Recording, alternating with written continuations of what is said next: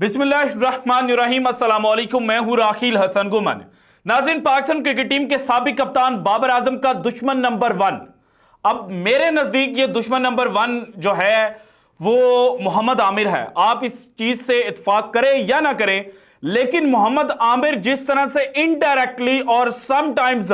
Directly Babar Azam को जनाब hit करते हैं और कुछ ऐसी स्टेटमेंट्स देते हैं कि जिसकी वजह से बाबर आजम के जनाब हवाले से कंट्रोवर्सीज पैदा होती हैं, तो मैं इसी वजह से बाबर आजम का जो दुश्मन नंबर 1 है वो मोहम्मद आमिर को मानता हूं। और दूसरी रीजन बाबर आजम का दुश्मन नंबर 1 मोहम्मद आमिर को मानने की जो मेरी रीजन है वो ये है कि जनाब मोहम्मद आमिर उन चंद भारतीयों की तरह हैं। अब मैं यहां पे बैठ के मोहम्मद आमिर के हवाले से जनाब कोई हुब्बुल वतनी का सर्टिफिकेट नहीं बांट रहा, लेकिन जब चीजों को एनालाइज किया जाता है, जैसे अभी जो आज के दिन मोहम्मद आमिर ने ट्वीट की है और इस ट्वीट के अंदर उन्होंने भारतीय गेंदबाज जो हैं उनकी तारीफ की है, तो इसको देखकर भी कोई जनाब बिल्कुल अकल से आरी इंसान जो है वो भी ये समझने पर मजबूर हो जाएगा कि मोहम्मद आमिर जिस तरह से जनाब स्टेटमेंट्स देते हैं, जिस तरह से ट्वीट्स करते हैं, तो उनकी मोहब्बत जनाब बाबर आजम के साथ हो या ना हो, लेकिन उनकी मोहब्बत भारत के साथ बहुत ज्यादा है। और उसके पीछे कई जो क्रिकेट पंडित हैं उनका यह ख्याल है कि मोहम्मद आमिर चूंकि आईपीएल खेलना चाहते हैं और ब्रिटिश नेशनल होने के बाद उनके आईपीएल खेलने के चांसेस जो हैं वो बहुत ज्यादा हो जाएंगे, क्योंकि माजी में पाकिस्तान के कुछ खिलाड़ी जो जनाब अब किसी और मुल्क का पासपोर्ट रखते थे, वो उस मुल्क के पासपोर्ट के ऊपर जनाब आईपीएल जो है वो खेले हुए हैं, जिसकी वाज़ह मिसाल अजहर महमूद हैं जिन्होंने किंग्स 11 पंजाब की नुमाइंदगी की थी और ब्रिटिश पासपोर्ट के ऊपर जनाब वो खेले थे। उसके अलावा इमरान ताहिर जिन्होंने अपनी जनाब जो बेसिक क्रिकेट है और जो यंग एज की क्रिकेट है वो पाकिस्तान के अंदर खेली थी, लेकिन बाद में वो साउथ अफ्रीकन नेशनल हो गए, साउथ अफ्रीका को भी रिप्रेजेंट किया और आईपीएल जनाब उन्होंने साउथ अफ्रीका का जो पासपोर्ट है उसके ऊपर खेली। देन जनाब ऑस्ट्रेलिया के उस्मान ख्वाजा हो गए जो हैं तो पाकिस्तानी नियाद, लेकिन चूंकि अब वो ऑस्ट्रेलियाई नेशनल है तो ऑस्ट्रेलिया के पासपोर्ट के ऊपर वो आईपीएल खेल चुके हैं। सो इस तरह से मोहम्मद आमिर जब ब्रिटिश नेशनल बन जाएंगे तो उसके बाद जनाब वो आईपीएल जो दुनिया क्रिकेट की पैसे के हिसाब से सबसे बड़ी लीग है वो खेलना चाहते हैं। तो अब जनाब उसी मोहम्मद आमिर के बारे में एक फैसला किया है पाकिस्तान क्रिकेट बोर्ड के जो बड़े हैं, और ये फैसला ऐसा है कि मोहम्मद आमिर के जो शायकीन हैं, जो मोहम्मद आमिर को मोहब्बत करने वाले लोग हैं, उनके ऊपर जनाब अब बिजलियां गिरी हैं, क्योंकि मोहम्मद आमिर को लेकर पिछले चंद दिनों से पाकिस्तान क्रिकेट के जो सर्कल्स हैं उनके अंदर यह डिस्कशन हो रही थी कि इस पाकिस्तान सुपर लीग सीजन 9 में चूंकि पाकिस्तान के जो प्रीमियम फास्ट बॉलर्स हैं उनकी परफॉर्मेंस ऐसी नहीं है कि उनको टी20 वर्ल्ड कप 2024 की टीम में इंक्लूड किया जाए, तो इसलिए मोहम्मद आमिर से रिक्वेस्ट की जा सकती है और पीसीबी ये रिक्वेस्ट जनाब पुट करेगा मोहम्मद आमिर के सामने कि जनाब आप अपनी जो रिटायरमेंट है उसको विड्रॉ करें। लेकिन अब जनाब मोहम्मद आमिर के हवाले से जो फैसला हुआ है वो मोहम्मद आमिर के लिए भी सरप्राइज है और मोहम्मद आमिर के जो फैंस हैं उनके लिए भी एक सरप्राइज है। वो क्या सरप्राइज है ये वीडियो में आगे चलकर जनाब मैंने आपके साथ शेयर करना है। इसके अलावा इमाद वसीम साहब जो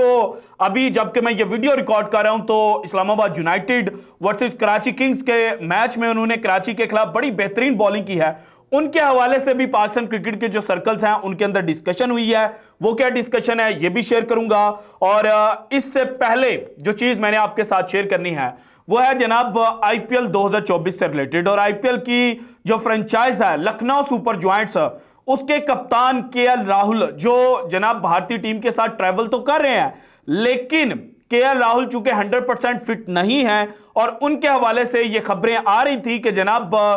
जो केएल राहुल हैं वो आईपीएल 2024 के इनिशियल मैचेस जो हैं वो स्किप कर सकते हैं, मिस कर सकते हैं, रेस्ट कर सकते हैं। सो इसलिए अब लखनऊ सुपर जायंट्स ने केएल राहुल की जगह इनिशियल मैचेस के लिए एक नया कप्तान जो है वो अपॉइंट कर दिया है और उस कप्तान का नाम है निकोलस पूरन। वेस्ट इंडीज की ये कप्तानी कर चुके हैं और हार्ड हिटर बैट्समैन है, मिडिल ऑर्डर के अंदर खेलते हैं और बहुत तगड़े बैट्समैन है। सो इसीलिए केएल राहुल की जनाब जो गैर हाजिरी है उसको पूरा करने के लिए निकोलस पूरन जो हैं उनको आईपीएल 2024 में के इनिशियल मैचेस में लखनऊ सुपर जायंट्स ने जनाब केएल राहुल की जगह अपना कप्तान अपॉइंट किया है। और अगर केएल राहुल टाइमली फिट हो जाते हैं, क्योंकि केएल राहुल की जो इंजरी है वो खुद में एक मिस्ट्री है कि पहले टेस्ट मैच में केएल राहुल इंजर्ड होते हैं और दूसरे टेस्ट मैच से पहले यह कहा गया कि केएल राहुल जो हैं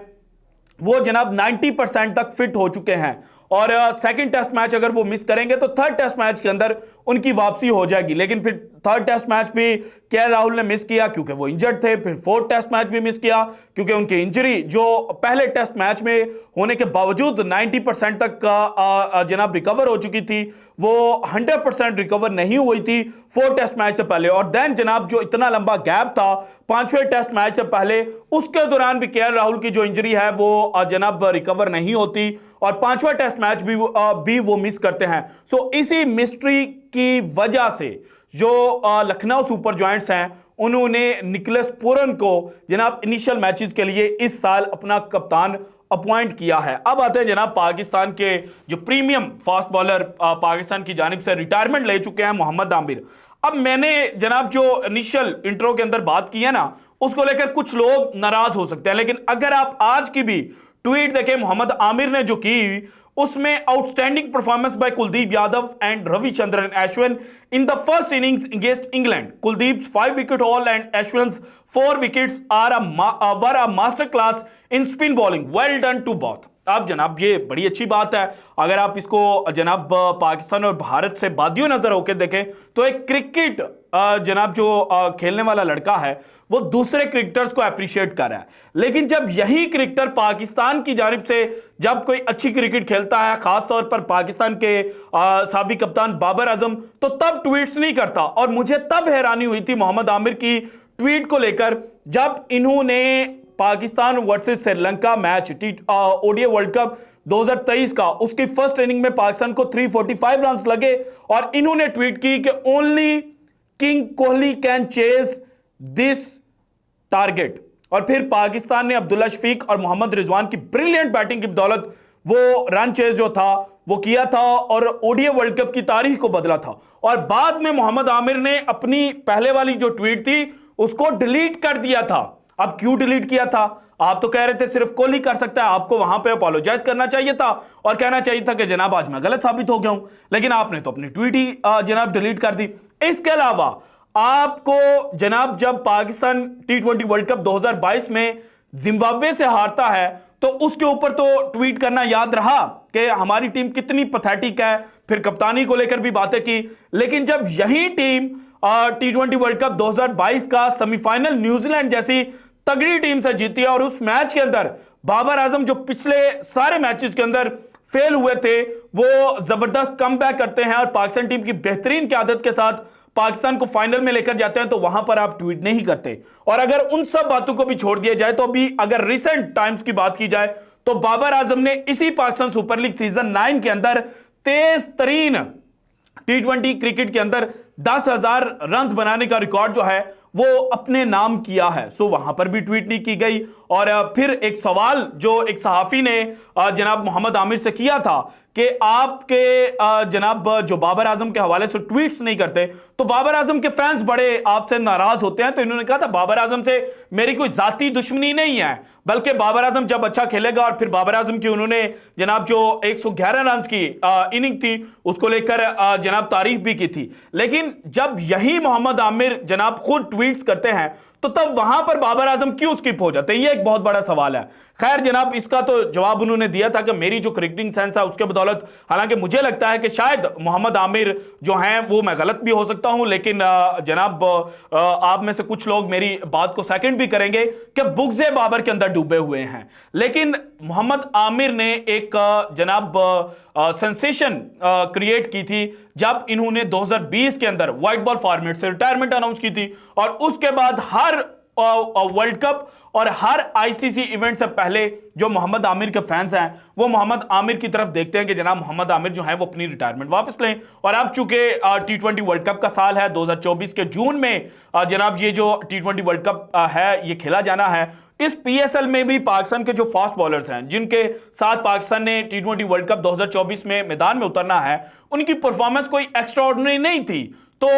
कुछ लोगों का यह ख्याल था कि मोहम्मद आमिर को पाकिस्तान क्रिकेट बोर्ड जो है वो कॉल बैक कर सकता है, लेकिन अब पाकिस्तान क्रिकेट बोर्ड ने यह फैसला किया है कि मोहम्मद आमिर की जो इस साल PSL के अंदर परफॉर्मेंस है वो बाकी फास्ट बॉलर जैसी ही है। सो इसलिए हम जनाब नीचे गिरकर मोहम्मद आमिर को कॉल क्यों करें, क्योंकि मोहम्मद आमिर ने 5 मैचेस खेले, 18 ओवर किए, इनमें 161 रन दिए और सिर्फ 5 विकेटें जनाब 32.2 की एवरेज के साथ इन्होंने हासिल की। और अगर बाकी फास्ट बॉलर्स को जो यंगस्टर्स हैं उनको भी देखा जाए तो उनकी परफॉर्मेंस भी इससे मिलती जुलती है, अगर बेहतरीन नहीं है तो इससे बुरी भी नहीं है। सो इसीलिए जो पाकिस्तान क्रिकेट बोर्ड है उन्होंने ये फैसला किया कि मोहम्मद आमिर को बोला जाएगा कि जनाब आपकी हमें अभी भी जरूरत नहीं है। इसके बाद जनाब जो दूसरा नाम है वो है इमाद वसीम का। इमाद वसीम ने जब नवंबर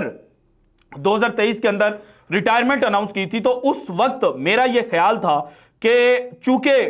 जो क्रिकेट बोर्ड का चेयरमैन है वो चेंज होगा, नई मैनेजमेंट आएगी और नई मैनेजमेंट के साथ कुछ नए फैसले जो हैं वो किए जाएंगे और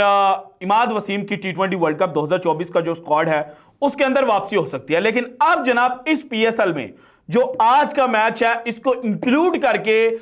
इमाद वसीम की परफॉर्मेंस को देखा जाए तो जनाब 8 मैचेस के अंदर इन्होंने बॉलिंग की, 23 ओवर फेंके, 164 रन दिए और 41 की एवरेज के साथ इन्होंने जनाब सिर्फ 4 विकेटें जो हैं वो इस साल सीजन में हासिल की हैं। और इनकी जो बेहतरीन परफॉर्मेंस है वो दोनों कराची के खिलाफ है। पहले मैच में जनाब इन्होंने 4 ओवर किए थे, 20 रन देकर 1 विकेट हासिल की थी टीम सेफर्ट की। और दूसरा मैच जो आज कराची किंग्स के साथ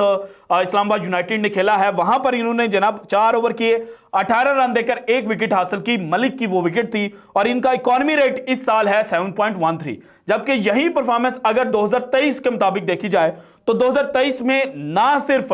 इमाद वसीम ने बैटिंग अच्छी की बल्कि बॉलिंग भी बड़ी बेहतरीन की थी और 2023 के सीजन के ये सेकंड मोस्ट वैल्यूएबल प्लेयर थे और पहले नंबर पे राशिद खान थे। तो जनाब इनके 600 पॉइंट्स थे MVP और बैटिंग के अंदर 10 इनिंग्स के अंदर इन्होंने बैटिंग की थी, 7 दफा नॉट आउट रहे थे और 404 रन स्कोर किए थे 134.66 की एवरेज के साथ और स्ट्राइक रेट था इनका बहुत बेहतरीन 170.46 और इसी वजह से इनको अफगानिस्तान के खिलाफ और उसके बाद न्यूजीलैंड के खिलाफ जो T20 सीरीज है उसकी टीम में शामिल किया गया था। और इस साल 8 मैचेस